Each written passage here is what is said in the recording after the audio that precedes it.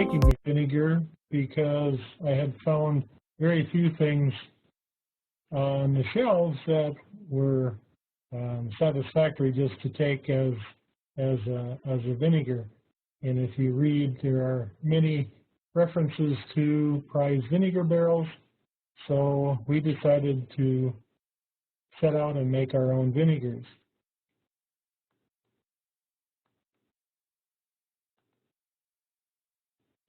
In order to make vinegar, you have to have an ethyl-based alcohol in order to, for the bacteria that's used in order to convert it to acetic acid. In our case, we use wine from fruit.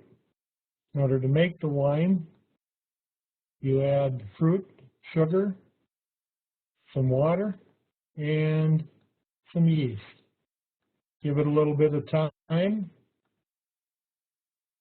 watch it, and you end up with a wine. Now, we do drink some of our wine. I don't make wine just for the sole purpose of making vinegar. I believe that if a wine isn't good, the vinegar won't be good. So we strive to make our vinegars from a very good wine. Vinegar, we take the wine. We use some of the previous starter from a batch. So the vinegar itself is live. The bacteria lives and converts alcohol in the presence of oxygen. That's why you keep a bottle of wine or other alcohols sealed, because air into it will allow it to convert or change. If the right bacteria had gotten into it, it'll change to vinegar. If other things get into it, it'll change to something else, definitely spoiling the wine. So we intentionally take the wine, mix it with a certain quantities of water and the vinegar, and leave it set up to 5 to 8 months in order to convert the alcohol into acetic acid. And a result is our vinegars.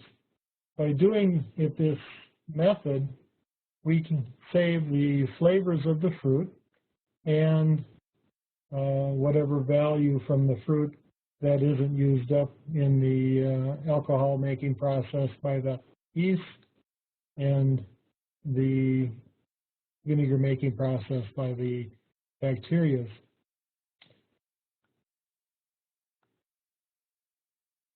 Inside of our vinegary, you can see in the background here the wine. We have one corner that I make wine and keep it stored in. And in this case, we were making some apple wine. We use grapes. Cleanliness throughout is extremely important. Anybody who's made wine knows that it's very, very easy to get a result that isn't very good from wine if it isn't kept sterile all the way through. So we're careful all the way through. And you see the jar here, that is a layer of the mother, which is the bacteria. It grows in a colony on top of the liquid over time, and it is what creates the bacteria, converts the alcohol for us. In our end product, then, we're able to bottle our vinegars. We do make approximately 12 or 13 varieties of fruit vinegars currently, and we take some of those as well and add herbs to them and make our herbal vinegars. As much as possible, we do make our vinegars from locally grown fruits. We have apple trees, we have cherry trees, we have rhubarb, and we have some grapes. All of these we use. We also have some plums. In order, whatever we get, we make our vinegar from. I also buy fruits in order to make varieties that I don't have access to in the area. We also grow our own herbs. We have, Nancy works the herb garden. You can see here many of our herbs. We do grow garlic and rosemary. Rosemary we have to grow inside in order to make sure that it doesn't get killed. We haven't found a rosemary that'll live outside in our climate. We have things like thyme, tarragon. We do grow some basil in our garden and other fresh herbs as well. Our pepper we usually buy because at this point we haven't found our garden growing good high quality hot peppers, so we do buy those as well. I got started in making vinegar because I was looking for a product in order to take that would increase my lifespan and aid in health. There are many things that vinegar is claimed to help with. Many of them I don't have proof, but if you go online, I've even found that in some cases it's determined that, or declared that vinegar will help with a broken bone. I don't understand that, but it is claimed. Things like lowering of cholesterol, helping with colds, heartburn, other types of things have been claimed. I take it for arthritis, and it has been shown in medical studies to aid in slowing early onset diabetes. Many of the other things, we've had people come to us and say that they have had help with that. We've had people with indigestion problems take vinegar. It seems to settle, make it in more of a balance, and they've actually had good results with it. We do have many different herbal vinegars, and in some cases I'll mix a particular herb with a specific kind of fruit. Our apple and dill is a really good combination. We have a cherry vinegar. That's the one I generally take myself for arthritis. And many of other vinegars we sometimes mix with herbs and mix with different varieties to get a particular flavor profile. All of our vinegars are made here. We don't import them. They are not made in the Italian, I can't think of the name, method, but they're made in the New Orleans method, which is a natural, slow process where the bacteria takes oxygen out of the air and alcohol out of the liquid and makes the acetic acid from that. Okay, Sarah would like to know what is your market and where are your vinegars available? We sell directly from our own store here, and we sell online. Online, leatherwoodvinegary.com, we do have a listing of some stores that do carry our product, and it's easiest just to go to leatherwoodvinegary.com and find which ones those are.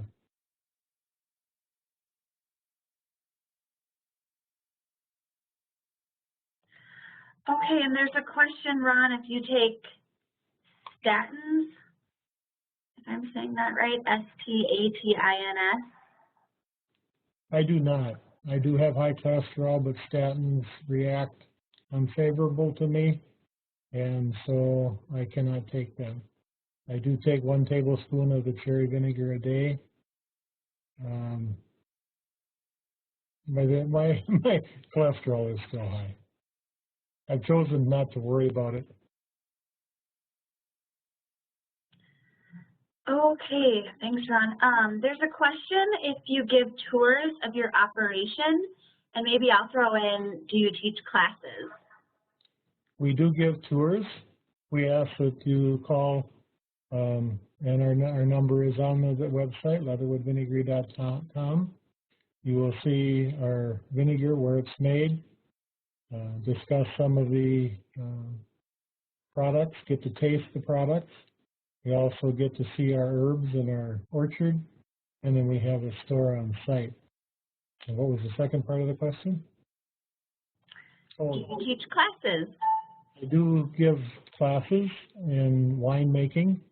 We can take 2 to 4 people, well, 1 to 4 people at a time. And when we do a wine class, you end up with approximately 30 bottles of wine. I have instructed people on vinegar from that point. You have to, as I said, you have to have an alcohol base. It does take a lot of time. Only very few people have gone to the vinegar. Once they get the wine is really good. Generally, they stay with the wine and enjoy that. Somebody wants to know, where do you get the mother? And maybe explain what a mother is. Okay, the mother is the bacteria. It grows in the liquid. Over time, it develops into a colony on top of the liquid and grows. It can grow up to 1 inch thick in some cases. The longer it sets, the thicker it will get. It is found in the air. If you were to take an alcoholic beverage, open it up and leave it set out over time, it may take enough of the bacteria from the air and start. The problem with doing that is you also have many other things in the air that we breathe, and those could get a start in the same liquid, in which case you might end up with molds or something that isn't as good. So originally I bought a mother, and since then I've propagated the mother. Each time I harvest, the remainder is kept and used to start a new batch.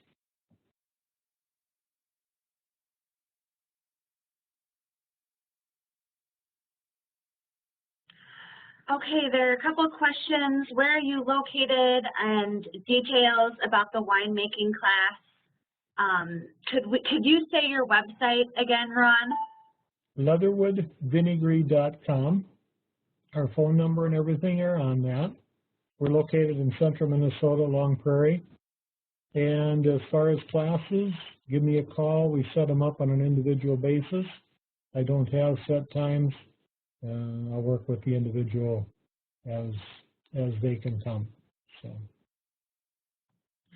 All right, and then we'll do one more question now, but if you guys have more questions for Ron, hang on to those or go ahead and send them to me, and we'll come back to him. This is fascinating stuff.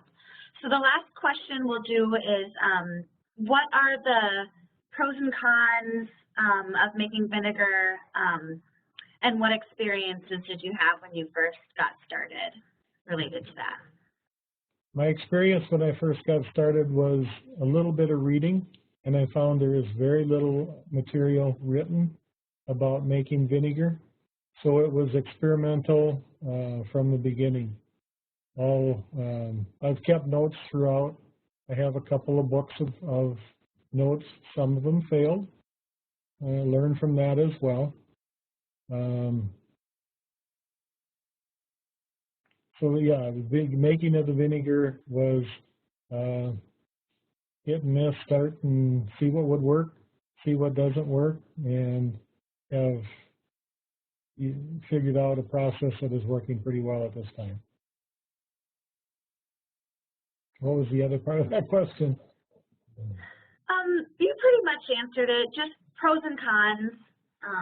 And what was it like when you first got started? Well, when we first got started, I made batches of vinegar in a quart jar. They weren't very much. We were using them strictly for ourselves. And in making the first herbals for ourselves, my wife's comment was, wow, these are good. We've got to make them and sell them. And at that point is when we decided to make a business of it. Pros are, it's a natural product. It has the live bacteria in it if you make it yourself or if you buy our product. The cons are, it takes a lot of time. The vinegar has to set for quite a while, and it isn't always going to work out right. I lose a batch now and then due to mold or something else, or the little fruit flies just are constant hassle. If they get into the vinegar, they bring in molds and things, and you can lose a batch pretty easily. So it's a constant fight to keep them out. The location of keeping the vinegar, it takes space. But I think, for us, we've made a space for it specifically and has made it work very well. Thank you, Ron. Appreciate it. Ron has graciously agreed to hang out for the next hour or so, and we'll be able to take more questions when we get through the next couple of presentations.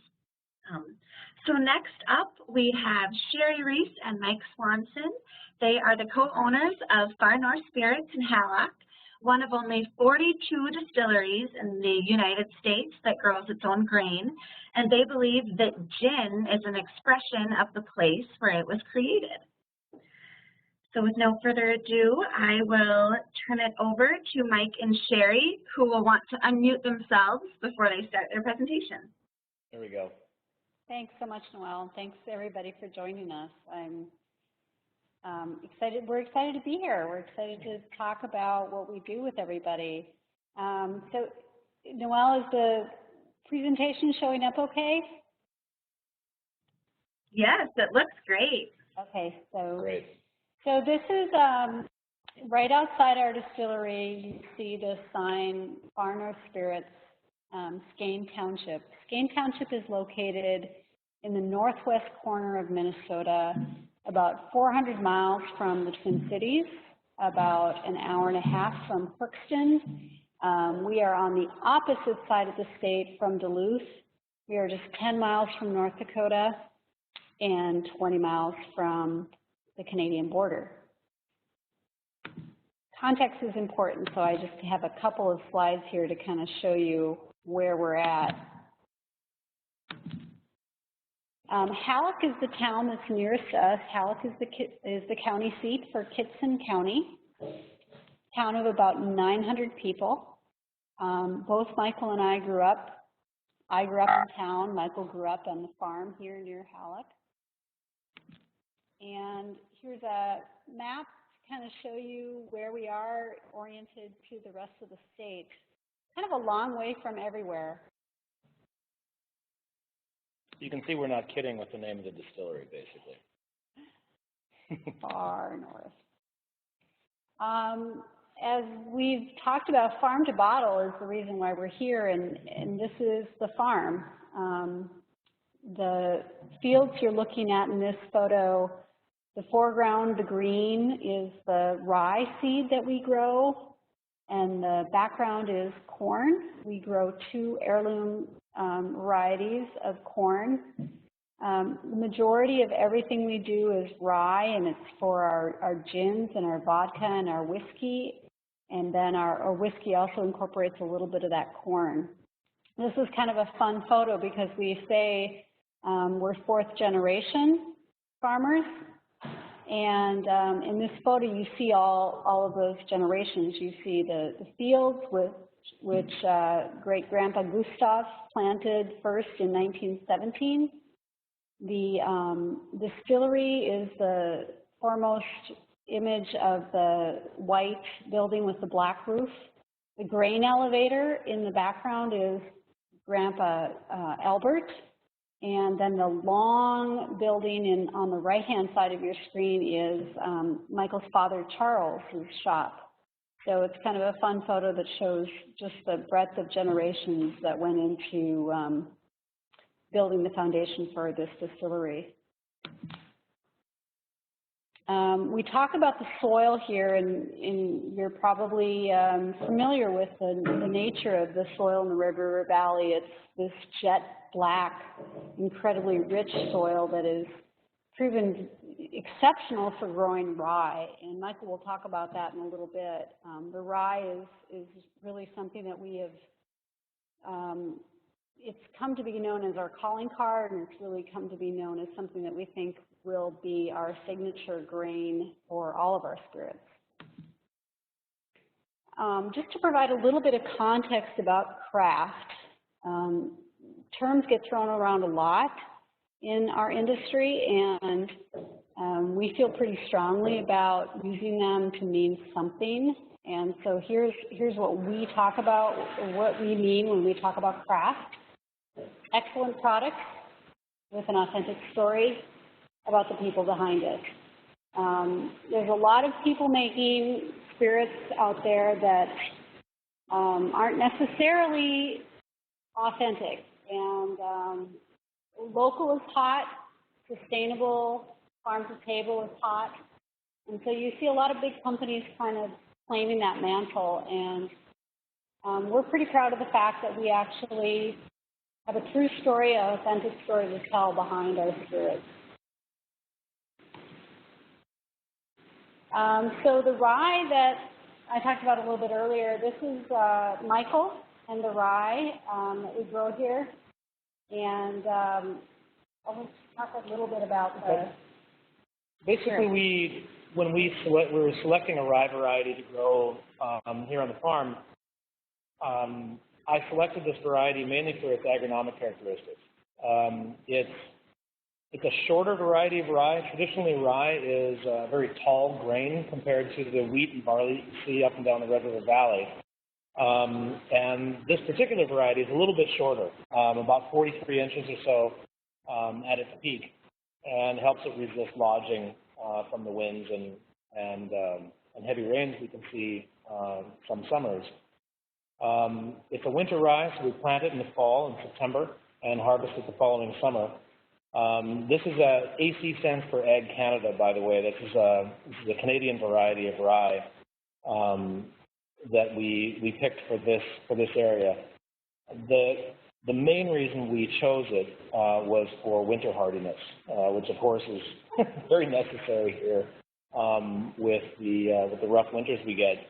And this variety of rye is particularly robust. You get decent yields from it. It survives very tough winters, so it resists lodging. What we didn't know about it is that it actually has exceptional flavor, and so that was a bit of a surprise when the first few batches came through the distill. This stuff tastes phenomenal, and so we lucked out there. That was really the luck of the draw, but you're seeing the benefit now in the bottle. So this has been a great variety for us. If you look on the screen, there's a tad bit of lodging. Right before we swapped this rye, we had some high winds. And so it's resistant to lodging. I wouldn't say it's lodge-proof, obviously, but it's done well up here. Now, the fun part. When it comes to this variety of rye, there's several steps that go into making the spirits that we produce, but these are the two golden children, as it would be. The still you see on the left is a 500-gallon copper pot still. That is right behind us here. There you go. Both of these stills were custom made in Louisville, Kentucky, by a company called Vendome Copper. The still on the right is a 50-gallon still. So the 500-gallon still we use to make the base spirit or the grain-neutral spirit for our vodka and our gins. And what neutral spirit means is 190 proof spirit, much like Everclear. and then I take that neutral spirit and use the 50-gallon still to distill botanicals, which is just a fancy word for plants, that are the ingredients in the gins that we produce. We distill each of the botanicals separately, and so, for example, for one of our gins called Solvi, there's 8 botanicals. That's 8 different distillations of different botanicals run through the gin still, and then blended together to make the final product. I do that because they are in fact plants, and there's hundreds of variables per plant. And so when you distill them separately, I can get the sweet spot on each botanical. There's a certain flavor profile that I'm looking for, and it enables me to get that sweet spot from each botanical and separate them out and present each botanical at its best. So the other way we use the large still that you see on the left, the 500-gallon still is not only used to make neutral spirit, it's also used to make whiskey. And so when we blend our rye and corn together in a fermentation, distill it, we make a rye whiskey from it, which then ages in barrels anywhere from 1 year to 4 years. We also make rum in this still as well. You can There, that's see a better view. Yeah, thanks. Setup of so you see the setup here. process. On your right, on the very right-hand side of the screen, you see a silver tank. That's a mash cooker. And what that does is cooks the grain. The grain mixes with 200-degree water.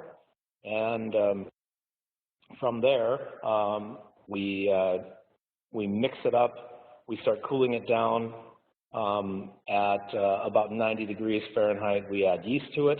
And then the mash, as it's called at that point, is transferred via a pump to, you see a line of 5 silver tanks right about just to the right of the middle of the screen. Those are fermentation tanks. Those are open top fermenters. That's a very old school, old time Kentucky way of making whiskey.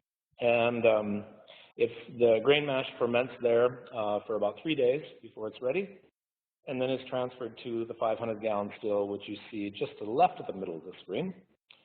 Yours truly there further to the left, and then taken through the process.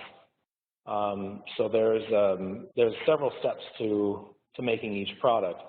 When we're making neutral spirit, that's actually 3 passes through that large still in order to reach that 190 proof. When we make whiskey, it's a single pass with very conservative, what we call cuts. The run is divided into 3 parts. The first stuff to come off the still is nothing you want to drink. It's called the heads. The good stuff is called the hearts, and that's the stuff we keep.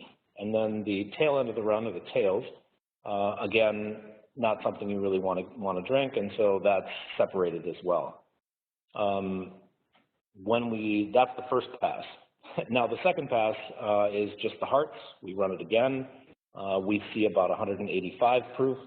And then on the third pass, we'll take it up to about 191, 190.5, right about in there. And that's what we call our neutral spirit. And from there, then we can start either distilling gin or blending it and making vodka. After we make whiskey in this process, it sees right over here. There's some barrels in the background. Once we make the whiskey, we transfer it to barrels, and depending on the size of the barrel, it'll age for anywhere from 1 to 4 years. And it's a patient waiting game. You always want to hurry it, but you don't dare. And so there's a bit of, you learn some patience in this business when you're waiting for whiskey. So in the meantime, I content myself with making gin and making vodka, and it's a lot of fun in between.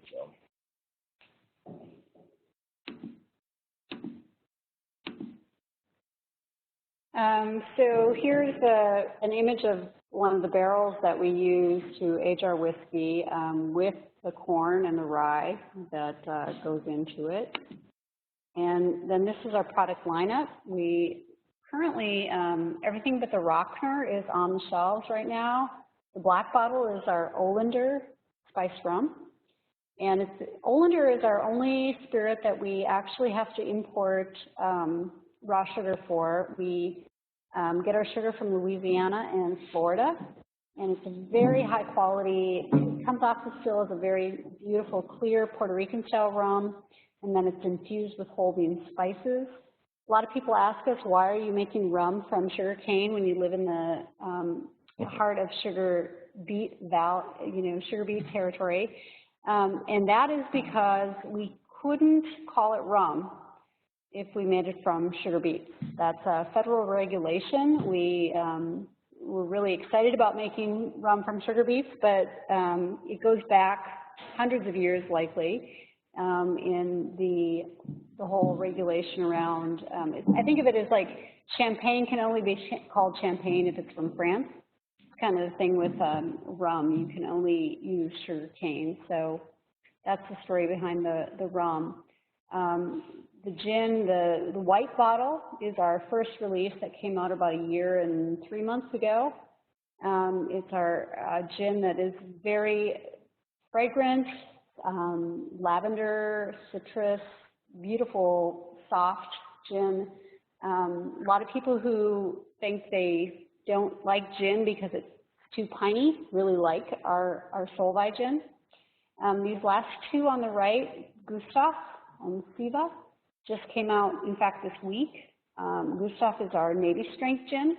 Navy strength has a bit of a history to it. It's named Navy strength because the story goes that the British Navy got a ration of gin, and it had to be high enough proof so that if it doused the gunpowder at sea, the gunpowder would still ignite. The Navy strength gin is 114 proof, so it's really strong. And our Navy strength gin is kind of the polar opposite of our Solvay gin. It's very London dry style, very juniper forward, but balanced and really exceptional. Our vodka, Siva, just as I mentioned, came out this week. It's, again, the neutral spirit is entirely 100% rye, and it's a beautiful, complex, distinctive flavor to it. Unlike a lot of vodkas which are completely flavorless and odorless, our vodka has a really nice mouthfeel and a lovely vanilla note that we're really proud of. Right now we're available in Minnesota, North Dakota, New York, and New Jersey. We just sent our very first order out to South Dakota, and we're looking at some other states as well. So we're excited that this little family farm distillery operation in the middle of nowhere has definitely branched out, and we're seeing a lot of interest because the quality of the spirit is exceptional. The rye is exceptional because of the soil here. And the climate here is really conducive to producing a wonderful grain for our distilled spirits. And also, I mean, the biggest thing is that we have a story to tell, and that's what we're finding from people who are interested. In this picture, you see two generations of that fourth generation farmer. You see in the middle of the screen, great-grandpa Gustav with his arms crossed and the hat on, standing next to Grandpa Albert. In front of the car that Albert won at the county fair. And so this is who we are, this is our legacy, and we're putting it in the bottle and hoping that people enjoy it.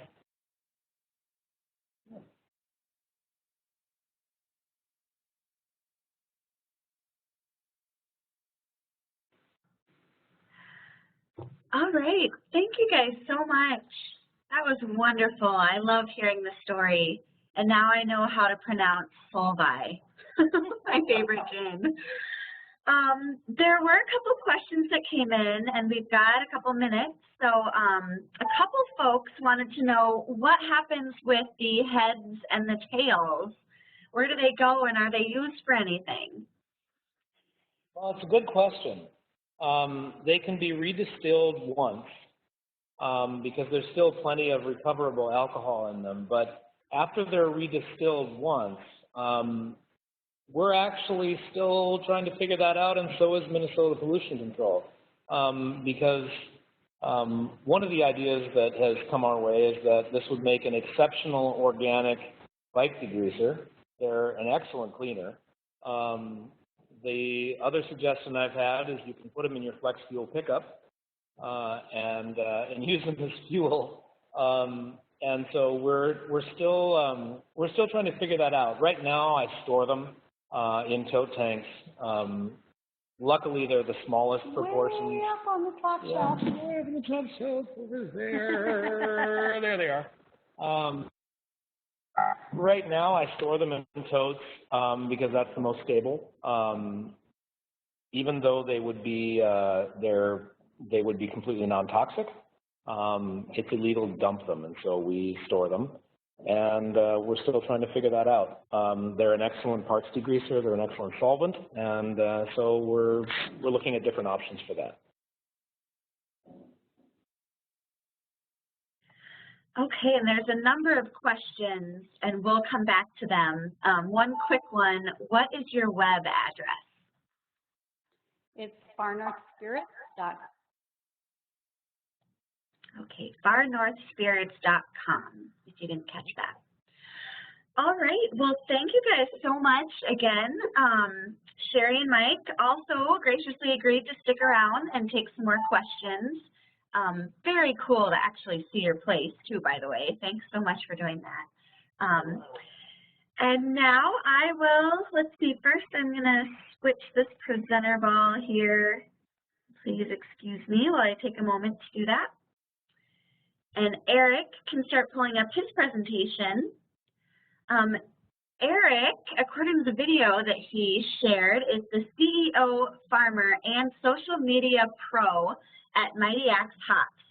He is an ideas guy who likes getting his hands dirty, and most importantly, Eric loves beer.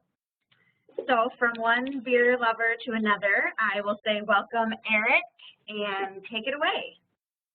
Hi, everyone. Can you hear me? Am I on, as it were? Okay, great. You're on, and I see your presentation. Great. I'm just going to take this opportunity to cheers everyone virtually. Now, this is a online at-home course where there's not as many rules about drinking as when you're in school at the U. So, don't mind if I do. Like Noel said, my name is Eric Sannerud. I am a farmer at Mighty Axe Hops. Myself and Ben Boo and Brian Crone founded this business 3 years ago while we were all still students at the University of Minnesota Twin Cities. Similar to Far North Spirits, we're operating on my family's fourth generation farm. Great-grandpa bought the land in the 30s, and my family's been operating it ever since. And now I'm taking my turn and my generation's time to manage the land and do something a little bit different than maybe the conventional agriculture that's been here before. We've been growing hops for about 3 years. This is going to be our biggest expansion spring yet. We'll be expanding out to 1.5 acres total acreage, and we'll continue to grow from there. It's interesting for me to think about, and I laugh a little bit when I say this, but my great-grandfather as well as my grandparents were both teetotalers, or were all teetotalers for part of their time, meaning that they were prohibitionists. And now here we are on their land producing hops, which, while they do have other uses, nothing is as good of a use as a hop as to make beer or spirits very tasty. And to give you an idea of what our operation looks like, this is what a 1/4 acre or so of hops looks like. There's 3 rows here. You can see one of the more interesting things about hops is how they grow. If you imagine a vineyard, but triple it in height, our hops grow on 16-foot tall trellis systems. They start as baby little plants at the beginning of the season and grow all the way up to the top by, give or take, June 1st. And by the end of October, they've produced 2 to 3 pounds wet of the beautiful little flower cones that people associate when they know what hops are. That's what they think hops are, is the cone. And they produce 2 to 3 pounds of that by the end of August here in Minnesota. You can see a couple more points about this photo before I go on. What we're immediately in front of us in the alleys, which is the name that we use for the space between the rows of hops, we use a cover crop mix. And the reason we do this instead of just Kentucky bluegrass is for these first 3 years of our plants' lives, we want to give them all of the resources that they need and minimize their competition. Prairie bluegrass would be a small amount of competition, whereas these green cover crops that we use fix nitrogen and represent an opportunity for us to grow really, really strong crowns, which is the name for, you can call it the head root, the #1 root in the system of roots that the hops have. And this crown bud, or this crown root, is the most important thing, for us as we're growing. That's what produces that amazing growth spurt every single year. And hops are perennial, so we want to make sure we have a strong crown root for our plants to grow on into the future. Now, once they're fully mature and we're coming to August, then we need to remove the hops from these vines, which is what they're called, a vine with a V. And we do that both with hand harvesting and a mechanical picker. And once we've picked them, they need to be dried down fast. And so we do that in an oast. This is what our oast looked like last year. It's not big enough this year. We're designing another one. But those are all the little cones. They've all been separated from the vine, and now they're in this oast. And what this oast is going to do is dry them down from field moisture to storage moisture, which is 10 to 12%. And we put a cover on this, and we run a couple of super mega fans that draw hot air through the hops and through the hops and through the hops until we test them. They come out at 10%, and then they get packaged. They get packaged in sealed bags that have no oxygen in them and then stored in a freezer setting, so 32 degrees or below, which then gives them about a year of shelf life. So from harvest to package, that whole process only takes 3 or 4 days. And from there, you can keep them in a freezer for a year or more, and they won't lose brewing quality. This is what a hops cone looks like, featuring Mighty Axe's resident hand model. The yellow that you're seeing there is in the cone, which is technically a female flower, is lupulin. That's what makes your beer bitter. It's what makes your beer smell good. It's what makes your beer survive and be preserved over longer periods of time. Now, the rest of the green stuff, well, it looks really nice, really has no brewing quality to it. We're all about the lupulin. We're all about that little yellow, those little yellow specks. We then, once they're done good and packaged, that's when we sell them to brewers. We ourselves, I'm a home brewer, but we're not craft brewers, and we produce way more hops than any home brewer could ever use, trust me. And so we sell them to craft brewers. Our biggest customer is Fulton. Actually, you can still get the beer that we made together at Fulton. It's still on tap in their tap room. It's called Ursa.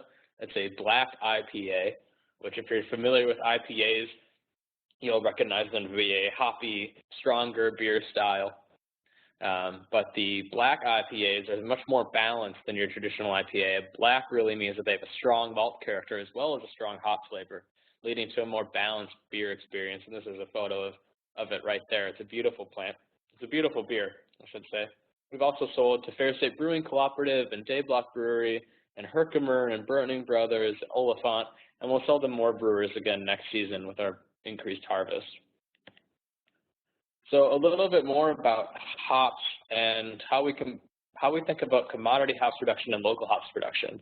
Now, to be clear, commodity hops is anything that's not produced at a smaller scale or for a local industry. So if you're growing in Minnesota and you're selling your hops to Europe, which no one does. We'll talk about the local hop scene in a second. That wouldn't be considered local anymore. So the commodity hops markets look like this. Most hops in the world are grown on the west coast of the United States, primarily in Washington and Oregon, in Europe, or in New Zealand.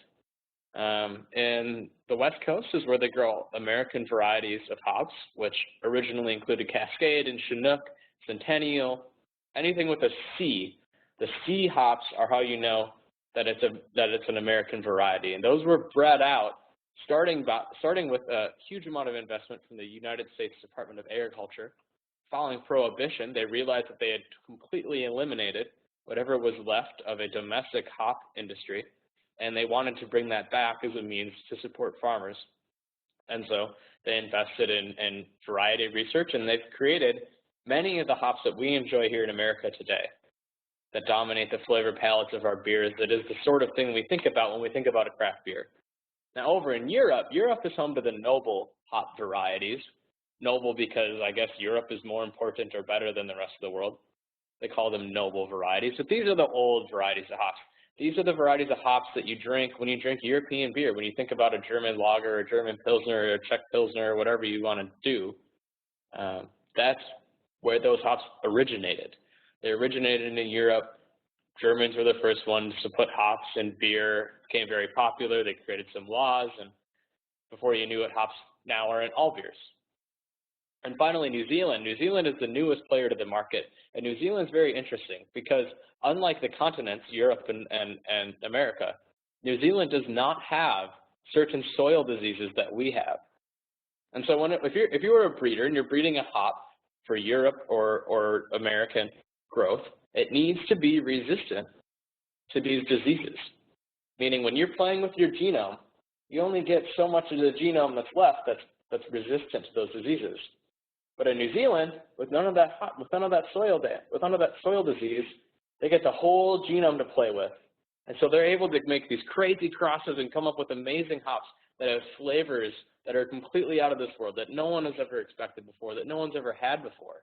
And so this is a hot market of hops right now, is New Zealand hops. And I do recommend, if you get a chance to try a beer with a hop you've never heard of, they have names like Medusa or Jade Island. Give it a shot. It's an experience. It's a great drinking experience. Now, that's where they grow commodity hops. But commodity hops have a couple issues, and one of those that it represents is weather patterns. So when you're a craft brewer and you're getting all your hops from the West Coast, and then the West Coast has a drought like California experienced last year, there are less hops to go around. And all of a sudden, the cost of your hops has increased significantly. Or, worst case scenario, your contract's been canceled because there just aren't enough hops to go around. What that does is, well, it severely hamstrings your business. It either cuts your margin or makes a significant threat to your ability to produce your product. And so what we do as a local hops industry is we offer an opportunity to diversify supply chains for our customers so that they are less open to the risks of one certain climate having challenges. If there's a drought in California, doesn't necessarily mean there's going to be a drought in Minnesota, for example. Beyond that, it's slightly risky for craft brewers to be working in a commodity market. The smaller brewers that we work with, so Fair State, Dayblock, even Fulton to some extent, they're not big. It might be big for us here in our state, but they're not big for the commodity hop market. And so what that means is like things when weather patterns happen or disease hits or maybe a certain variety becomes hot that year, they're the first ones to get their contracts renegotiated, to get their contracts cut. They're on the chopping block permanently with this critical ingredient for their product. So we like to offer them another source, which gives them some more security. Now the local hops market, again, here's another photo of the yard. This is a little bit earlier in the season. You can see the hops aren't quite as big yet. What local hops are able to offer our brewer customers is a resilient supply chain. Like I was talking about, they're not all in on having a good hop season in Oregon, for example. We also are able to offer higher quality. So without getting into all the details, the commodity growers out west have thousands upon thousands of acres of hops under single operators production. And we are going to have an acre and a half. We get to spend a lot more time in the growth and cultivation of our plants. We don't have to spray nearly as often. We haven't had to spray yet, but we will if we need to. We don't have to spray nearly as often. Each of our plants gets, compared to the plants in a commodity system, personalized attention. And then after we harvest, our processing can happen at a slightly slower pace and be better catered to hops processing than out west. Out west, when you harvest all those thousands of acres at once, you got to dry them and you got to package them, just as fast as we do here, but you have a way higher volume. So what that means is that they take some shortcuts in quality. Thankfully, we don't have to. But we're able to dry and package our hops at less than 100 degrees Fahrenheit. Now that's the secret number. That's like at 100 degrees, once you start getting over 100 degrees, you start to lose quality. So we're able to dry and package at below sub 100 degree levels, which ends up with higher quality hops at the end of the day, which is of course a selling point for our brewer customers. And finally, just like wine, there's terroir in hops. There's a different flavor to each variety of hop depending on the microclimate in which it was grown, but also as a characteristic of the microclimate where it was grown. And so our Cascade hops that we grow here in Minnesota are always going to taste different than the Cascade hops that they grow in Washington or the Cascade hops that grow in Idaho. And of course, now that's an opportunity for our brewer customers to differentiate their product, because there's a million brands on the market and more of them are coming every day. So what's different about this beer that you would want to buy it? Well, maybe this one has local hops in it, and that's why it tastes better. Tastes different, at least. Now, to talk about the Minnesota hops industry, I know this looks like a graph, and I told you this wasn't like a real class, but it kind of is. I'll talk you through the graph. It's not too bad. This is an important point, though. Let's focus on the graph for a second. On the right side of the graph, there's a word that says Michigan. That's a state in the United States. The blue bar is the barrels of craft beer produced. The green bar is the pounds of local hops produced for each of these states, Minnesota, Wisconsin, and Michigan. Now in Michigan, which we called a mature market, meaning their craft beer production and their pounds of hops produced have had about 10 to 15 years as an industry to grow together. And we find them at the point where, as an industry, they're fairly mature. The amount of hops that they're growing, while it's increasing, it seems to be that increases to ship outside of their state. So what we see is that in Michigan, they produce roughly 600,000 barrels of beer to roughly 300,000 pounds of hops, local hops. So for every barrel of craft beer produced, we assume that half a pound of local hops is demanded, is roughly that, right? So when we look to Wisconsin, which is a developing market, they're about 5 to 10 years ahead of Minnesota right now. And you can see they produce 450,000 barrels of craft beer. So we expect that they need roughly 20 to 25,000 pounds of local hops produced. Well, they're down here just over 50,000 pounds of hops produced. And we go all the way to the left, and here we are in Minnesota, which is honestly the best state of all the three on this graph. But we're lagging behind in the hops production, man.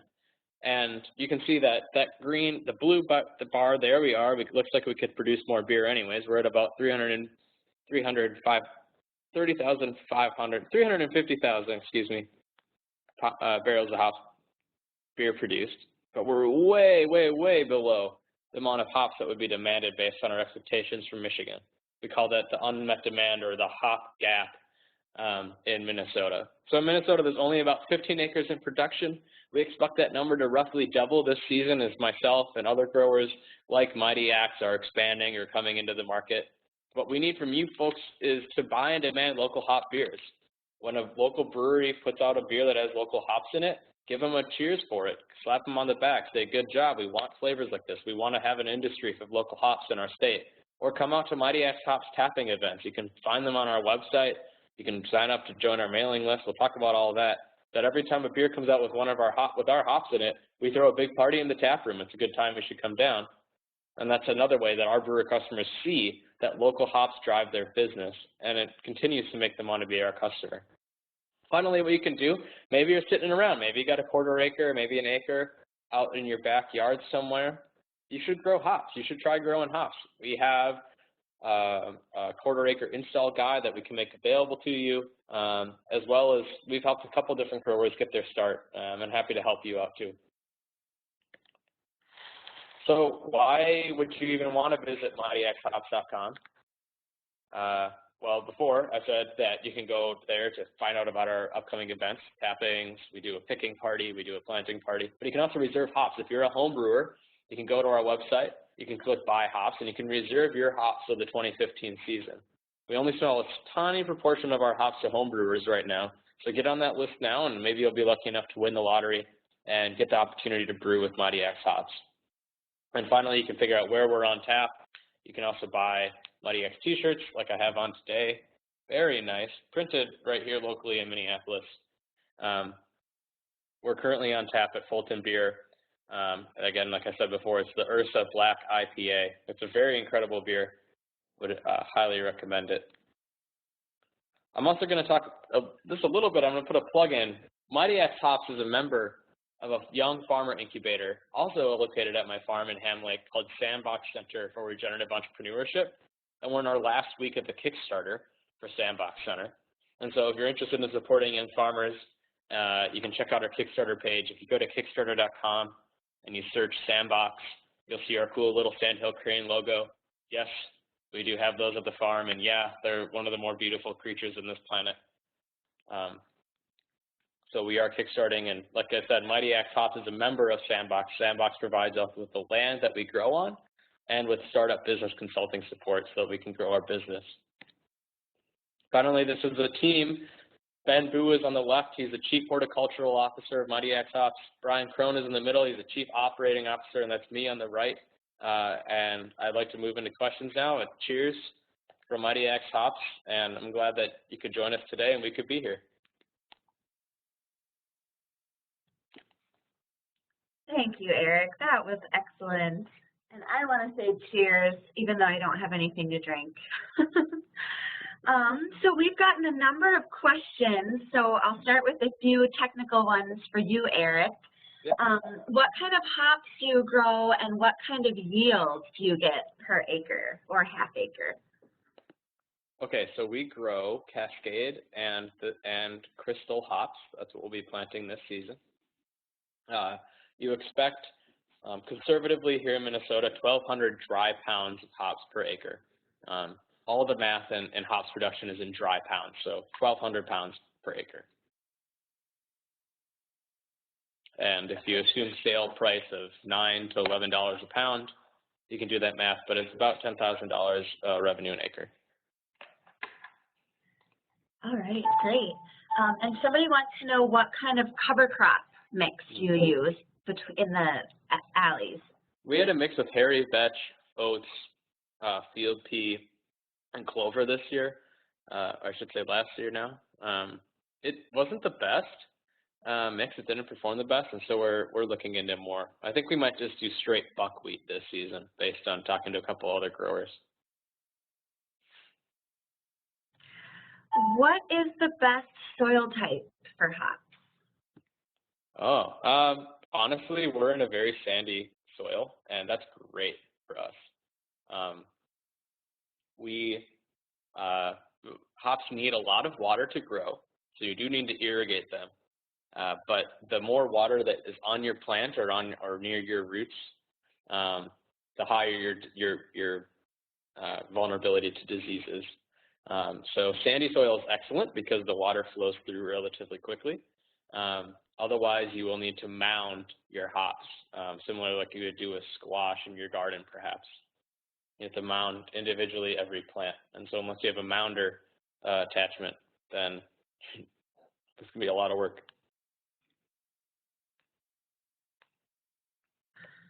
Okay, and there's a question about fertilizer, and maybe I'll go ahead and ask managing the cover crop if you mulch or composting or anything like that. Sure. So fertilizer, we are not certified organic, and the primary reason that we're not, although we're exploring it, is fertilizer. Like I said before, hops grow a lot and very quickly, and so they need a lot of water and a lot of nutrients to do that. And then also to reach optimal yield. The best research right now is that hops need 180 pounds of nitrogen per acre to grow, which is a lot of nitrogen. And so we feed it directly onto our plant using a drip irrigation system. It goes through our same system that we use for watering, so it's highly, highly efficient. We get to dial in exactly how much water and exactly how much fertilizer each plant gets. The second question about managing cover crops. We select our cover crops either to be mowable or to only need to be at inconvenient height when we don't need to be in the yard with any sort of harvesting or planting machines. So that'd be the best answer there. If you were looking for something just to cover crop and to plant in the alleyways or within your rows, excuse me, as weed suppression, I would just go with clover. It's a very expensive seed, but clover will not compete with your other plants. It'll make a great green manure, and it's very good for bees. All right. People want to know all about your poles. What size are they? What's the spacing? And where do you get them? Okay, the size. Those poles are a minimum of 4 inches diameter at the top and a maximum of 12 inches diameter at the bottom. They're all tamarack. They're not treated, which is important. If you ever want to be organic, you cannot use treated poles in your yard. Organic has a requirement that around a certain diameter around every treated pole cannot be certified. And just so happens that if you have all these poles spaced out throughout your yard, very few of your plants will be outside of the radius of those treated poles. So we use untreated tamarack, which is just as rot resistant as anything covered in copper. We expect 20 to 30 years life out of these poles, which is roughly double the life that we expect out of our plants. The poles were sourced from a lumber guy up north. I will say that it's hard to find these poles, that we talked to a lot of private foresters before we found one. But once you find someone who's willing to do it, you have a good shot, because tamarack especially is not a valued lumber product like cedar, which is another pole variety of wood that you could use for your poles, and is often much cheaper than cedar. The other questions were what? Can you remind me? I can't see them here. Size, spacing, where you get spacing. I think spacing. So spacing is going to wildly depend on your design. The image that I showed you before, I can bring that back up here. This is our first iteration, our first design of the yard, and they were in 3 straight rows. This was not the most efficient use of poles or space or sunlight. And so our new planting that right now is just covered in snow and there's tons of poles out there, but we'll be putting the trellis and the plants in the spring, is laid out differently to maximize efficiency. So the distance between poles, 1 is almost entirely up to you. 2 depends on the variety, on the design that you do. We have people who string them for a lot longer than I think would be safe, but it's been working out for them for so long. And I should clarify that we work with other local hops growers, both on the processing and sales side, but also on the hops production and yard design side. All right, and a few questions about harvesting. How long do they take from planting to harvest, and can you describe the harvesting process a bit? Yeah. Hops, what we did last year was we picked entirely by hand. We have an annual Mighty Pick is what we call it. It's a picking party for hops. We have beer sponsors and food trucks, and generally have a good time picking hops. The brewers come out who are making fresh hop beer. They come out to hang out with us. Then they take the hops directly from when we pick them and put them right into the boil to get the freshest hops possible. And then when that fresh hop beer comes out, we can all, feel good that we had a hand in creating that beer. Otherwise, what we'll be using mostly this year and throughout the future is a hops combine. Now, there's a million varieties, or I should say designs of hops combines out there. It's not like a corn combine that we're used to seeing now. It's a stationary machine that you would bring the hops to. You feed the vine in one way, and the combine uses these fingers that bat at a certain speed and velocity to knock the cones off the vine, and uses belts to separate the cones into one pile and all the other stuff into a different pile. So then you end up with your cones here and your waste product here. What we do with that waste product is we burn it. You can compost it, but for us, the risk of having rotting plant material on our farm in the presence of healthy plant material for disease and that sort of thing is too high. So we just burn it.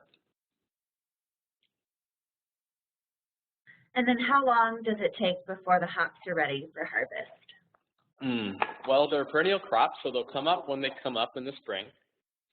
In Minnesota, and our harvest season is early August through late September, and that depends on your variety and the season. Different varieties have different harvest windows. The way to determine when to pick hops, and this is something that's little known, is there's a quantitative metric for this.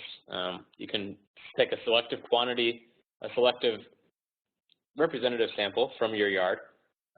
You measure the field moisture on that, and then you use a microwave to dry it down to 0% moisture, and you're able to figure out what your starting moisture was. And when your starting moisture is between 72 and 76%, which is varies again by variety, you can find those percentages on the internet, that's when they're ripe. If you pick before or after that, they're not ripe and they're not at peak quality for either storage or brewing. There's a lot of stuff out there about you got to feel them until they're like papery maybe, and then once they're papery and just squishy enough and smell pretty good, that's when you pick them. And if you're a home brewer, that'll be just fine. You'll have just fine hops. But for us, if you're growing for a customer, you must have the highest quality possible. All right, well, let's do one more for Eric, and then we'll spread the questions around a bit. So get ready, Ron, Sherry, and Mike. Is it difficult, Eric, for you to market your hops? No. I'll say that some local producers do have a hard time, and we sell on their behalf. But we have the relationships with local breweries that are very strong.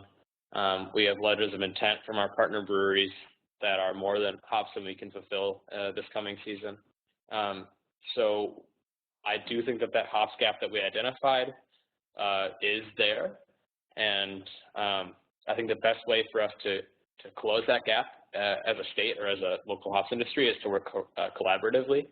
And I think in the next 3 years you'll see some sort of hops co-op emerge, and we're laying the groundwork for that right now and moving that forward. So if folks are interested in getting into hops growing, now would be the time to start planting your early plantings, getting a feel for the crop, and thinking about putting in a commercial plot. By the time your commercial plot is producing a full yield, again, they're perennial, takes 2 to 3 seasons, there will likely be organizations set up to assist you in the post-harvest management of your crop.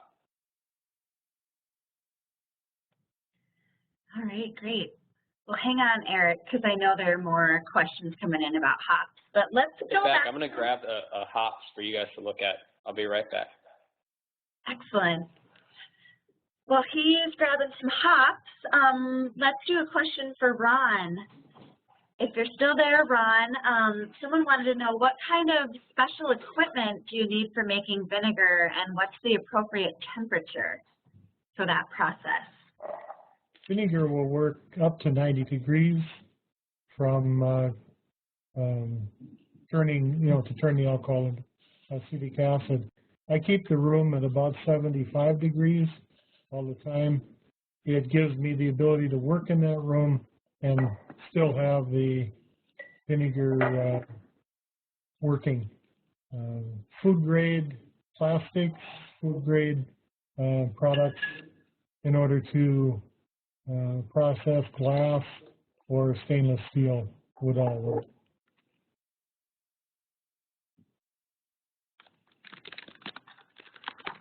Okay, thank you, Ron. So we've got a couple questions for all three of you guys. One is, how long have you been in business, and how did you learn the skill set that you have to be in business?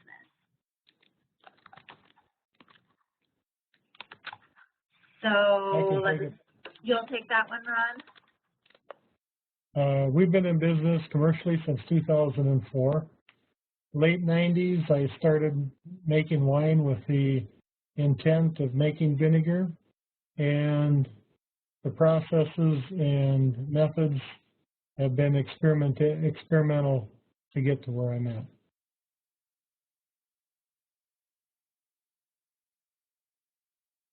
Okay, great. So same question for Eric or for Mike and Sherry. How long have you been in business and how did you acquire the skills?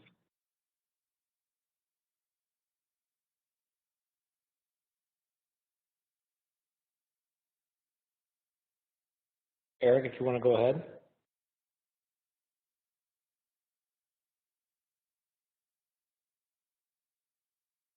All right, hi everyone. Okay, sorry, I was just wanting to a private question. We got started 3 years ago. Our experience, our business experience came from studies at the U. I had some classes in Carlson, and we participated in the ACARA Center for Social Entrepreneurship, which is a program at the Institute on the Environment within CFANS at the University of Minnesota. Our growing experience, I started a farm, a CSA farm the year before the hops, and that was my first farming experience. And Ben, the Chief Horticultural Officer, came in with a horticulture degree from the University of Minnesota where he was able to study hops production. I should say, beside all of that, really our experience and our growth and learnings came from just doing it. This is our third season. We approach it all using a lean startup kind of mentality, meaning everything is a lesson, rent everything, and don't overexpose yourself to certain risks. So that's our story.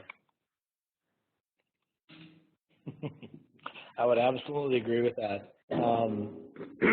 When we started, you know, we're fourth generation farmers, but rye and neither rye nor corn had ever been grown on this farm, and so it was a classic case of, like Eric just talked about. You know, you figure it out. You just figure it out, and you get some help from your Canadian brethren north of the border, and you just figure it out. That's really all there is to it. Now we had as far as that's as far as the growing was concerned. We had a lot of agronomic help from Håkon Wiersma at University of Minnesota Crookston, who knows a few things about small grains, and he was extremely helpful. But as far as the distilling part, we hired a consultant who was 14 years at Maker's Mark before he became a consultant, and so he's probably forgotten more about whiskey than I'll ever know. And he was extremely helpful. But you know, you get to a point where you know you can lean on your consultant only so much, and then it really comes down to how much are you going to learn from what's happening to you right now, and that's really the bulk of it.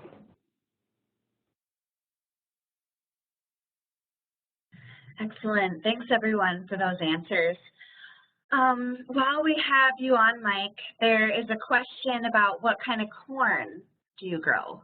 Oh, well, we grew, our first year, we grew 2 different varieties. We grew an organic hybrid from a company in Iowa. It's called Blue River Hybrids. And the name of the hybrid was a series of numbers, which I will not be able to remember. But basically, it was a 77-day corn, which is really important when you're this far north. It grew very well. It yielded very well. It was a good variety. The other part of the field was,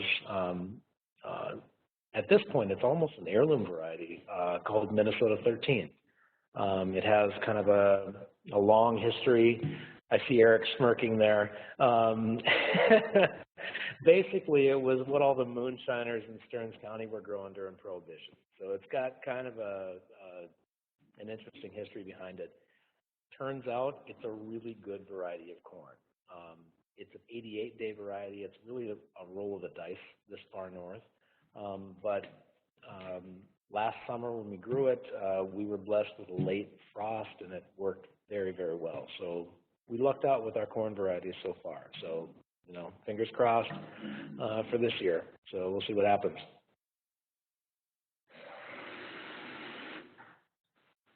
All right. Let's see. Let's do another question for everybody. Can you talk a little bit about how you're licensed and that process? I can go first here. Ours is pretty quick, pretty easy. We're just an LLC. We pass corporate farm inspection from the Minnesota Department of Agriculture, which I think we're all very happy we have. The corporate farm law here in Minnesota protects our land from being owned and operated by external investors and things like that. But yeah, we're just a farm. We produce hops. We need no license because we're not selling a food grade product. Our product is significantly changed from the point of which it is harvested or sold before a consumer drinks it. You wouldn't want to eat or drink one of these guys all by themselves. So thankfully there's brewers in between there to stop us all.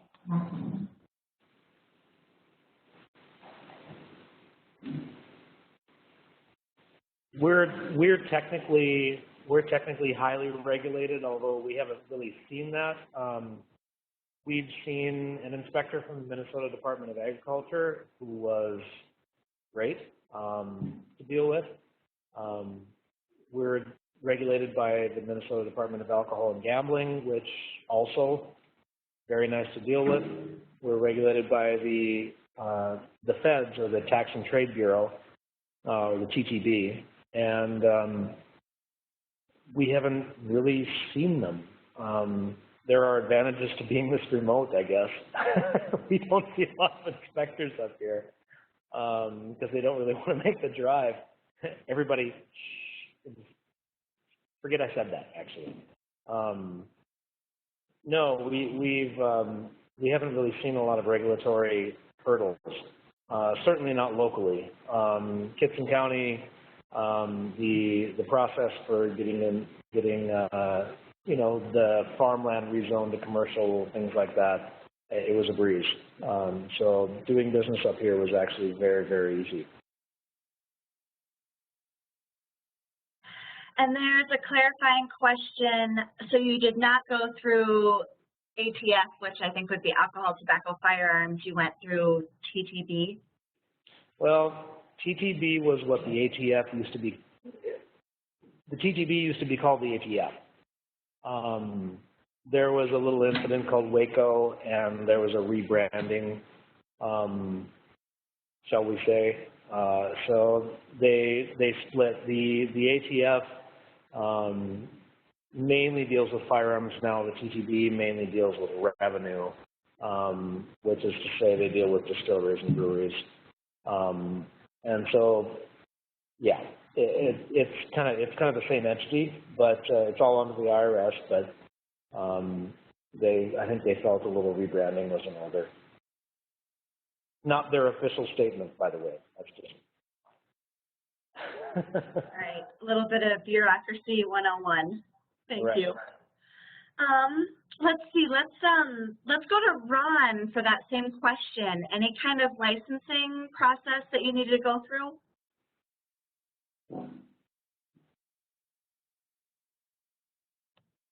You might need to unmute yourself, Ron. You hear me now? Okay. Yeah, we are licensed and inspected approximately annually. Our water is tested. We are licensed through the Department of Agriculture as a food kitchen.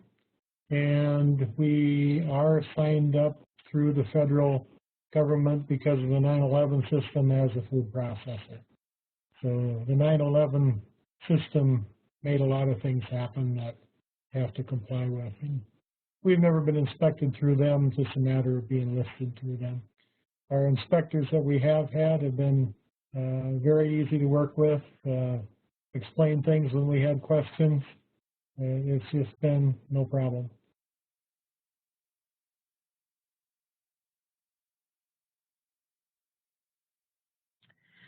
All right, great. Thanks, everybody, for getting into the licensing a bit.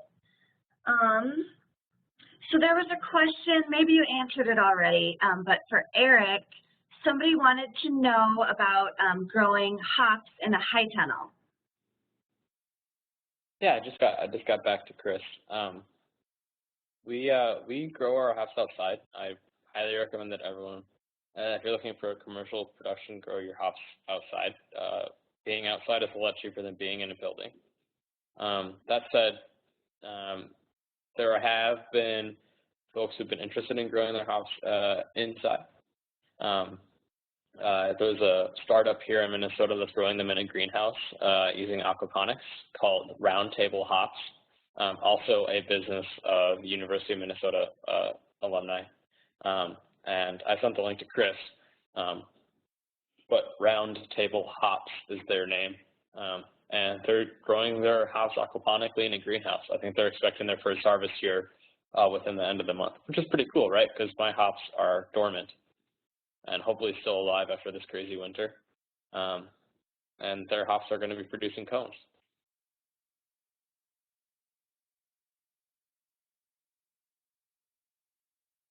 All right, excellent, thank you. There was also a question a little earlier about trellising, and specifically if you use wires for your trellising. Yeah, so our trellis is made out of aircraft cable and high tensile wire. Aircraft cable is the workhorse of the trellis. We use we just increased our gauge. I think we're up to a 1/4 inch aircraft cable, which is some serious business. That's wound steel cabling. Can carry a lot of weight and hold up to a lot of stress. The high tensile wire, on the other hand, is one of the cheaper commodity grades of wire. It's what you might use to make a wire fence. And that's what we used for our trellis structure outside of the poles. But our hops are grown on something called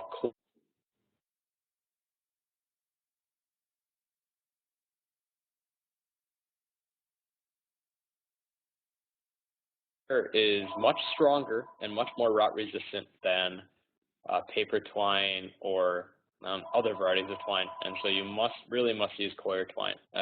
Thankfully, you can buy it at a lot of hops growing stores.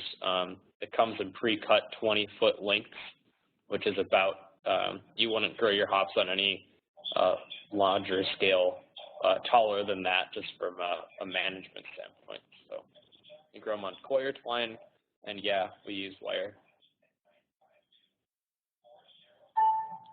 All right, great. Another question for Mike and Sherry. There are actually a couple people wondering about vodka and if you use potatoes, and if not, what do you use? There are always people wondering about vodka. No, we don't use potatoes. We use rye. It's 100% rye. You can make vodka, essentially you can make vodka from just about anything that has starch. Humans have been incredibly resourceful when it comes to making booze. It's one of the things that we really excel at. And so around the globe, vodka can be made by, converting starch to sugar in just about any capacity. What we've found is that vodka made from rye actually has a very smooth mouthfeel and a very nice flavor. But there is some debate as to whether traditional vodka is made from potatoes or made from grain, and that'll be fought for many years. And so I'm not going to answer it tonight, but we make ours from rye.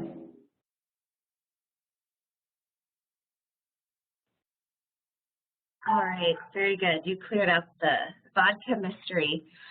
Okay, this must be back to Eric. Can you repeat the kind of twine or the name that you use? Yeah, I'll put it in the chat to everyone as well, but it's coir, C-O-I-R. Coir twine. It's made out of coconut. Like I said, I would not recommend that you use anything else than this. It's more expensive than other twines, but it's $7 instead of $1. And if you're at any sort of scale like we are, it's fairly easy to find an importer who will sell you bales of this stuff out of a shipping container. So, coir twine. All right, and here's another one for you, Eric. Okay, the question is, in growing hops, is there any particular care that needs to be taken? Well, all sorts of particular care. I mean, they need more water than you'd be expecting from a plant, and more nutrients than you'd be expecting from a plant. Throughout their life cycle, I'll do this briefly. At the beginning of the season, you need to remove mechanically and from the yard the first shoots that come up. Those must be cut. Those are at higher risk for certain diseases, and cutting them doesn't put your hops back too far. So you cut those and remove them. You can eat them. In fact, they're called hops asparagus. They go for about $1,000 a pound out on the East Coast, but they're not worth picking, trust me. Just eat them, fry them up like regular asparagus, treat them like a bean sprout, or you can just put them in your compost pile. But they're highly likely, more highly likely to be infected by disease. So first you remove those, you cut them down, and then with the next bunch of sprouts that come up, you wait a couple weeks until they're 6 to 8 inches long, and you cut all but the 4 best ones. The 4 best sprouts, you then train counterclockwise around your growing media, which again, I'm responding to a question now that their plant gets bunched up on a wire fence. I would highly recommend that you grow them on a single strand, like a piece of twine, or on a pole. But once you've trained them up, then it's just watering, fertilizing, and weed management. Once they get to the point of having cones, then you're testing the cones regularly to figure out what field moisture they have.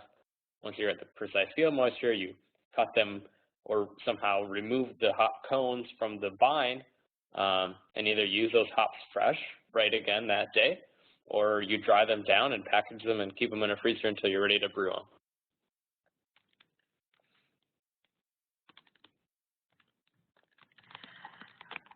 Great, thank you. There was a question earlier, Eric. Do you know of any gluten-free beers that use your hops? Yeah, Burning Brothers Brewing, which is our most recent release. Burning Brothers make craft gluten-free beer, and it's actually good gluten-free beer that I'm not gluten-free, but I happily and willingly drink. As compared to the most of the stuff on the market is simply gluten removed. So if you're very, very celiac, you don't really have that doesn't help you very much. And if you're like me and not celiac but looking for a good beer to drink, they're not any good either. So over at Burning Brothers Brewing, they're in St. Paul. They're distributed fairly widely now in 16-ounce cans. Their Pyro American Pale Ale is out there, and we just had a release with them, like I said. We worked with them to produce their first IPA. Unfortunately for you, but fortunately for us and for Burning Brothers, that beer is very, very popular. It's sold out already. It only came out 2 weeks ago. But we'll be selling them more hops next year. We'll make more beer next year, and we'll have hopefully a bigger party and more people are able to taste it.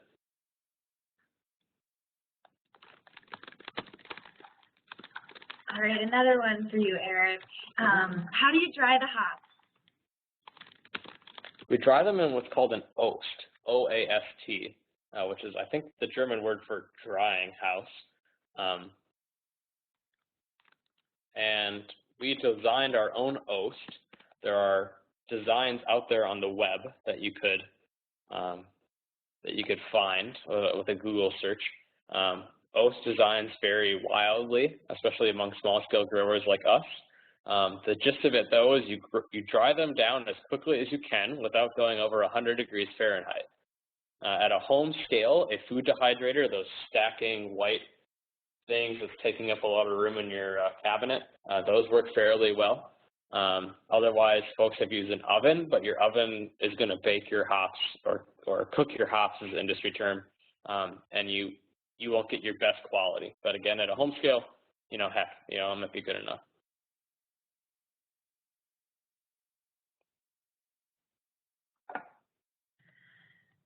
All right. Well, we've pretty much come to the end of the questions and certainly the end of our time here. So I would like to give each of the presenters a chance, if you have any last words that you'd like to share with the audience? Eric, any final thoughts? Yeah, I'll just say that I'm glad to be here and talk about hops. We're at mightyxhops.com, and if you try to contact us through there, you'll get to me, and we'll respond to your question as soon as we can. Otherwise, Noelle, I don't know how long this web thing will be open up, but I can stick around for another half hour or so on the chat to answer any questions. And I hope that some of you guys get into growing hops, or at least are more excited to drink some local hop beer in the future. All right, great. Sherry and Mike, any last thoughts? Can you hear us? Yep, I can hear you guys. Great. Well, thank you for having us. We really, this was fun being here, and I love learning. I feel like I learned as much as everybody else, so thank you. All right, and Ron.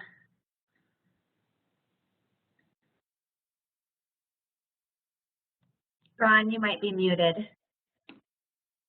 Did it again, didn't I? I just want to thank everybody for listening, and if you have any questions, give us a call. Thank you very much. All righty, and I would just like to thank all of the presenters so much. This was a wonderful presentation, very interactive. And once again, all three of these presenters have great websites, so I really encourage you to check those out. And then finally, since this is our last Local Foods College session this year, I would just like to thank anyone for participating this year and encourage you folks to fill out your evaluations.